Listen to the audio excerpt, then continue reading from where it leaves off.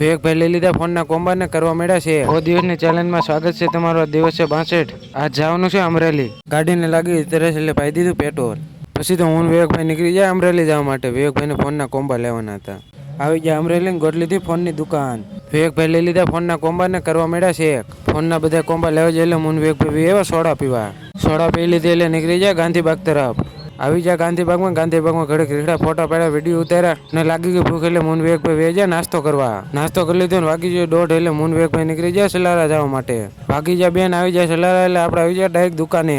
કાલનો અધૂરો શર્ટ હતો એટલે આપણે બનાવવાનું કરી દીધું ચાલુ. આપણો અધૂરો શર્ટ હતો એ બનાવી નાખ્યો ને પાણી દીધી એક પેનને ઇસ્ત્રીને જવાનું દેશુભાઈ દુકાને. હેલો હાય.